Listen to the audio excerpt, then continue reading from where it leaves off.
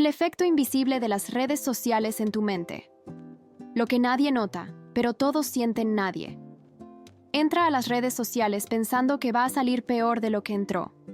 Nadie abre una aplicación con la intención de sentirse más vacío, más ansioso o más desconectado de sí mismo. Y sin embargo, algo extraño ocurre. Después de unos minutos de desplazamiento automático, el cuerpo sigue ahí, pero la mente parece haberse ido a otro lugar.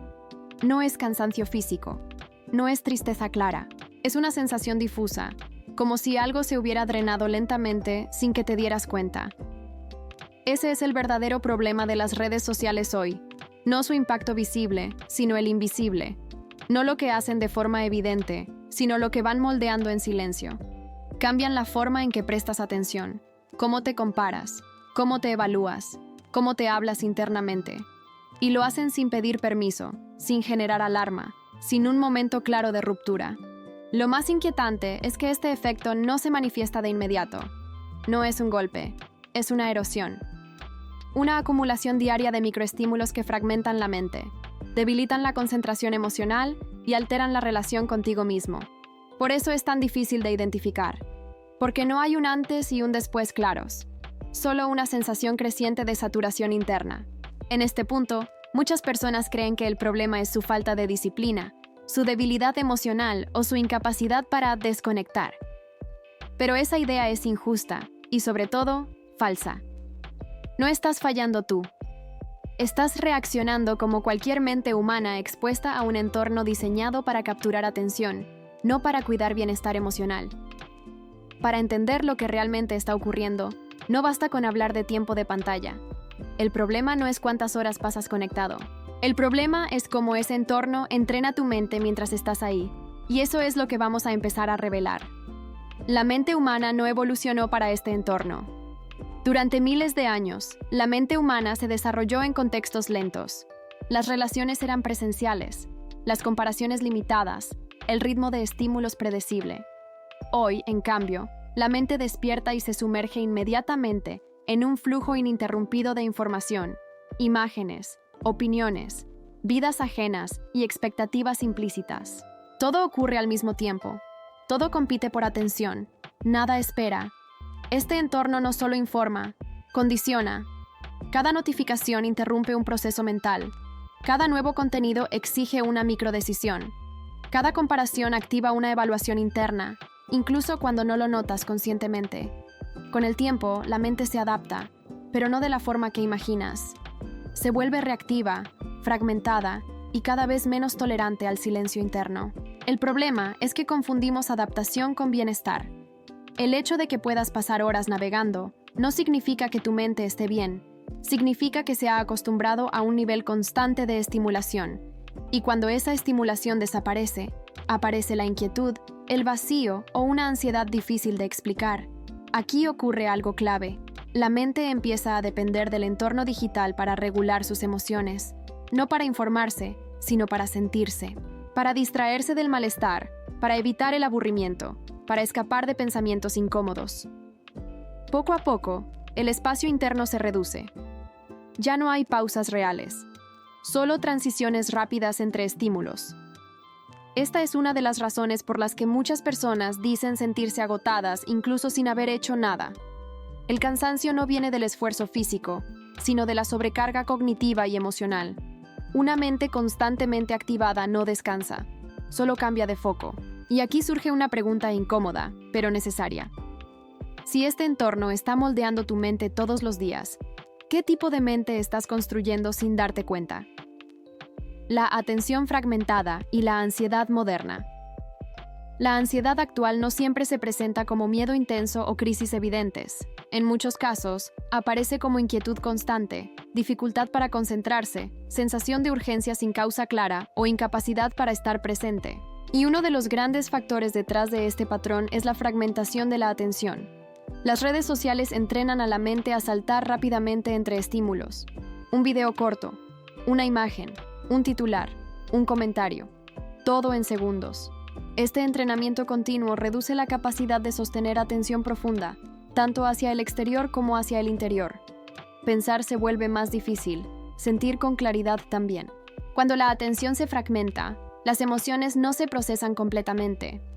Quedan a medio camino, se acumulan, se mezclan, y esa acumulación genera tensión interna.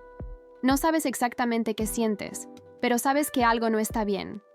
Esa es la base de mucha ansiedad contemporánea. Además, la mente empieza a anticipar estímulos constantemente. Espera el próximo contenido, la próxima notificación, la próxima validación. Esto mantiene el sistema nervioso en un estado de alerta leve pero permanente. No es pánico, es vigilancia.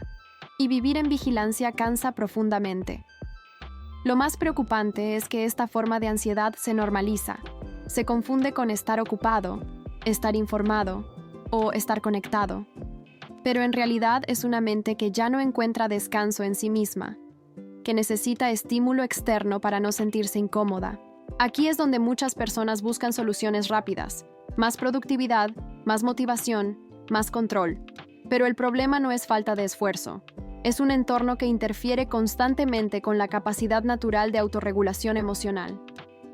La comparación constante y el desgaste interno.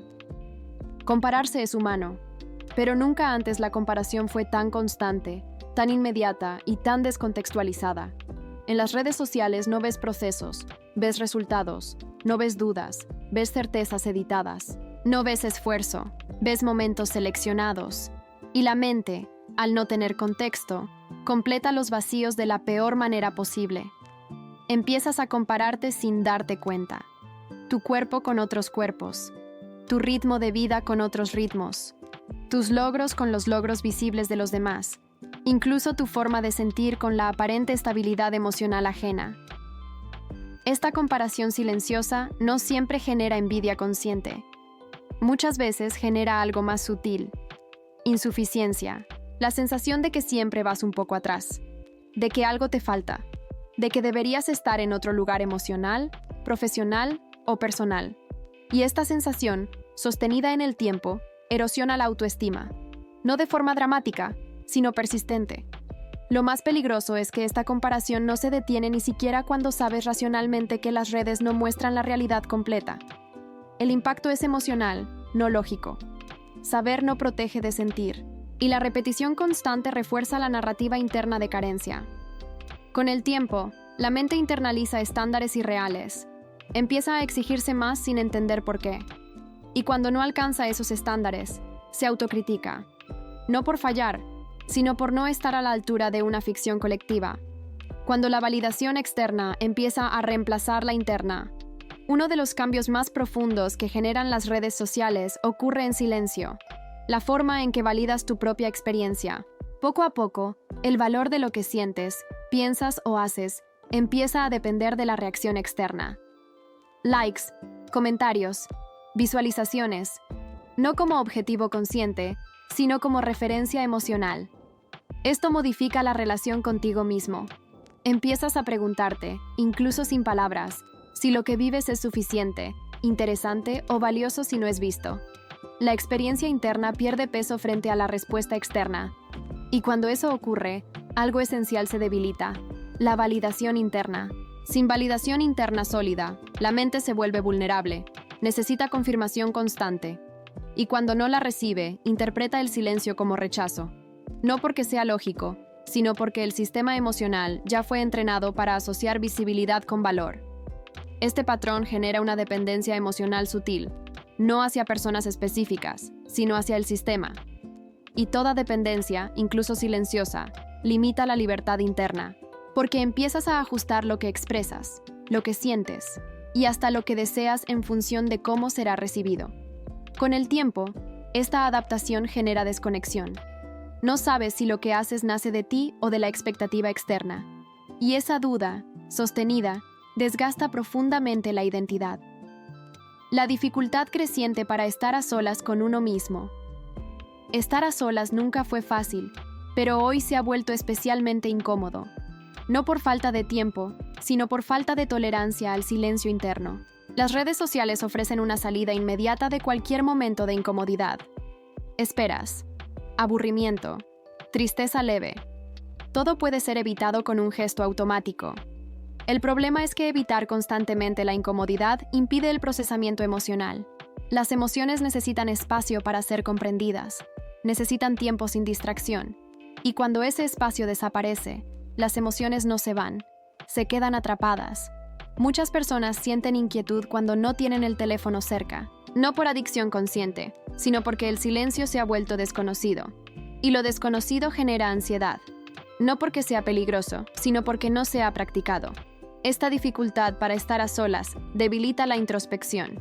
Y sin introspección, la vida se vuelve reactiva. Respondes a estímulos, pero no elaboras sentido. Te mueves, pero no integras. El impacto en las relaciones humanas. Las redes sociales no solo afectan la relación contigo mismo, sino también la forma en que te vinculas con otros. La comunicación se vuelve más rápida, pero menos profunda. Más frecuente, pero menos significativa. Se intercambian señales, no experiencias completas. Esto genera una paradoja. Estamos más conectados que nunca, pero nos sentimos menos comprendidos, porque la conexión superficial no satisface la necesidad humana de ser visto de verdad. Y cuando esa necesidad no se satisface, aparece la soledad emocional, incluso rodeado de personas. Además, la constante exposición a múltiples vínculos diluye la atención emocional. Estar con alguien mientras mentalmente estás en otro lugar se vuelve normal. Pero esa división impide la presencia real. Y sin presencia, la intimidad se debilita. Con el tiempo, las relaciones pueden volverse más frágiles, no por falta de afecto, sino por falta de profundidad compartida. El cuerpo también paga el precio. La mente no vive aislada. El cuerpo absorbe el impacto de la estimulación constante, tensión muscular, alteraciones del sueño, fatiga persistente. No como síntomas aislados, sino como respuesta a un sistema nervioso sobrecargado. El cuerpo necesita ritmos claros, alternancia entre activación y descanso. Pero las redes sociales borran esos límites. No hay cierre natural. Siempre hay más contenido. Y esa ausencia de final mantiene al cuerpo en un estado de activación leve, pero constante. Dormir se vuelve más difícil. Desconectar también. Y cuando el cuerpo no descansa, la mente pierde resiliencia emocional. Todo pesa más. Todo irrita más. Todo cansa más. ¿Por qué no es solo un problema individual? Es tentador pensar que todo esto se resuelve con fuerza de voluntad. Pero ese enfoque individualiza un problema que es estructural. Las plataformas están diseñadas para maximizar tiempo de uso, no bienestar emocional. Y culpar al usuario por reaccionar humanamente es injusto. Reconocer esto no significa renunciar a la responsabilidad personal. Significa entender el terreno en el que estás jugando, porque solo lo que se comprende puede ser regulado. Recuperar atención es recuperar poder. La atención es uno de los recursos más valiosos de la mente. Donde va tu atención, va tu energía emocional. Y recuperar atención no significa eliminar la tecnología, sino redefinir la relación con ella. Se trata de crear espacios sin estímulo, momentos sin comparación, presencia sin registro. No como sacrificio, sino como cuidado. Cuando la atención se estabiliza, la mente se calma. Y cuando la mente se calma, las emociones se vuelven más claras. No más fáciles, pero sí más comprensibles. Volver a sentir sin mediación. Sentir sin mediarlo todo a través de una pantalla es una forma de resistencia silenciosa. Significa permitirte vivir experiencias sin necesidad de validarlas externamente. Sentir tristeza sin distraerte, alegría sin compartirla de inmediato, presencia sin documentarla. Esta práctica fortalece la identidad, porque devuelve el centro de gravedad emocional hacia adentro, y cuando eso ocurre, la comparación pierde fuerza. La validación externa deja de ser necesaria. No desaparece, pero ya no gobierna. La pregunta final que lo cambia todo. Después de todo esto, la pregunta no es si las redes sociales son buenas o malas. Esa discusión es superficial. La pregunta real es, ¿qué tipo de relación quieres tener con tu propia mente? Porque cada entorno moldea, cada hábito entrena, y cada elección repetida construye una forma de estar en el mundo. Recuperar la mente no es desconectarse del todo, es volver a habitarla. Y eso empieza cuando dejas de ignorar lo invisible.